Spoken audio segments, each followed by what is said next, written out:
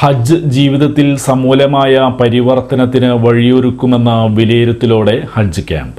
പരിശുദ്ധ ഹജ്ജ് കർമ്മം മാനവ സമൂഹത്തെ ഒന്നായി കാണുവാനും ദൈവത്തിൻ്റെ സൃഷ്ടികളായ മനുഷ്യരെല്ലാവരും ഒന്നാണ് എന്ന ബോധ്യം നിലനിർത്തുവാനും അത് ജീവിതത്തിൽ സമൂലമായ പരിവർത്തനത്തിന് വഴിയൊരുക്കുമെന്നും കൊടുങ്ങല്ലൂർ ഇസ്ലാഹി സെന്ററിൽ അൽ മനാർ ഹജ്ജ് ഉംറ സെൽ സംഘടിപ്പിച്ച ഹജ്ജ് ക്യാമ്പ് അഭിപ്രായപ്പെട്ടു.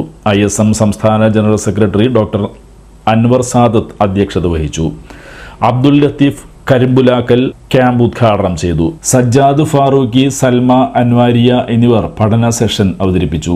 അൽമനാർ ഇൻചാർജ് ഷാനവാസ്, KNM ജില്ലാ secretary Siraj Madani, Islahi trust chairman PK Abdul Jabbar, managing trustee PK Rahmathali, KNM മണ്ഡലം ഭാരവാഹികളായ KI Abdul Salam, KM Hussain, VH Ishaq Bustani, Muhammad Habib, Muhammad Babu Padiyath, ISM ജില്ലാ ഭാരവാഹികളായ KU Ibrahim Kutty, Haris PH, MGM ജില്ലാ സെക്രട്ടറി ഹാജറ ടീച്ചർ എന്നിവർ സംസാരിച്ചു.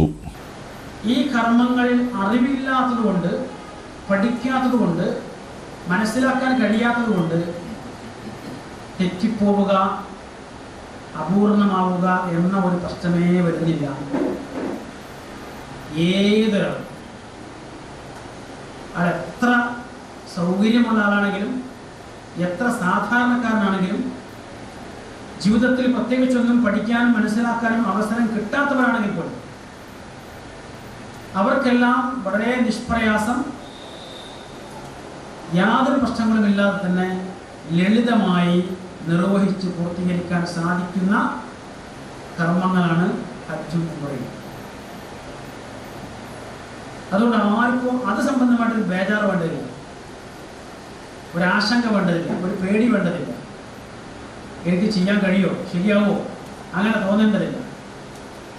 എന്താ കാരണം, ഹജ്ജിലും ഉംറയിലും ഒക്കെയുള്ള നമ്മൾ അധ്വാനിച്ച് ചെയ്യേണ്ടതായിരിക്കുന്ന കർമ്മങ്ങളെ പരിശോധിച്ചാൽ, ഒന്ന് തവാഫ് ഇങ്ങനെ വട്ടത്തിൽ നടക്കുക, അതാരെങ്കിലും പഠിപ്പിക്കേണ്ടതുണ്ടോ? നടക്കാൻ ആരെയും പഠിപ്പിക്കേണ്ടതില്ല, നമ്മൾ ധാരാളമായി നടക്കുന്നത്. അത് വട്ടത്തിലും നമുക്ക് നടക്കാൻ പറ്റും, നീളത്തിലും നടക്കാൻ പറ്റും. രണ്ട് കർമ്മങ്ങൾ അതാണ്. തവാഫ് വട്ടത്തിലാണ് നടക്കുക, സഈ നീളത്തിലാണ് നടക്കുക. അധ്വാനമുള്ള രണ്ട് കാര്യങ്ങൾ. പിന്നെയുള്ള പല കർമ്മങ്ങളും പരിശോധിച്ചാൽ ഹജ്ജിന്റെ ഏറ്റവും പ്രധാനപ്പെട്ട ഒരു കർമ്മം അറഫയിൽ ഒത്തുചേരുക എന്നുള്ളതാണ്. അൽ ഹജ്ജു അറഫ. ഹജ്ജ് എന്ന് പറഞ്ഞാൽ അറഫ എന്ന് പറയും. അത്രയും പ്രാധാന്യമുണ്ട്. അറഫ കിട്ടിയിട്ടില്ലെങ്കിൽ ഹജ്ജ് കിട്ടില്ല.